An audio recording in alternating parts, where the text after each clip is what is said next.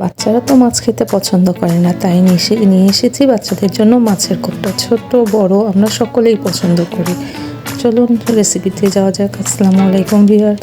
প্রথমে একটা মাছটাকে আমি সেদ্ধ করে নিয়েছি, দেখতে পেয়েছেন আমি রুই মাছ নিয়েছি।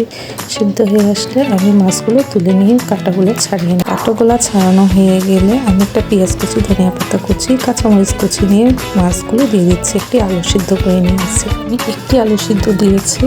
আলু সিদ্ধ দেওয়ার পরে একটু লাল মরিচের গুঁড়া, ধনিয়া গুঁড়া, জিরা গুঁড়া, গরম মশলা গুঁড়ো দিয়ে নেব। মতো লবণ দিয়ে দিচ্ছি। আমি 2 চামচ কর্নফ্লাওয়ার দিয়েছি, ওটা মিসিং হয়ে গিয়েছে, দেখানো হয়নি, আপনারাও দিয়ে নেবেন। আমি একটু লেবু রস অ্যাড করবো, মাছের স্মেলটা জানি না আসে।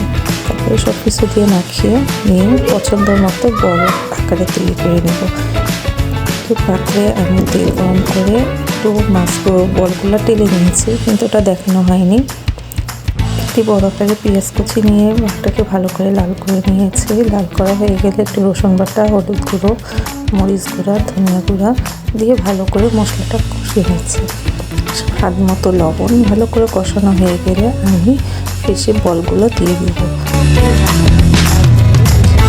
বেশি নাড়াচাড়া করলে বলগুলো ভেঙে যেতে পারে। অল্প পরিমাণ পানি দিয়ে কিছুক্ষণ ঢেকে রান্না করব, বেশি সময় লাগবে না। তৈরি হয়ে গেল আমার মজাদার ফিশ কোপ্তা।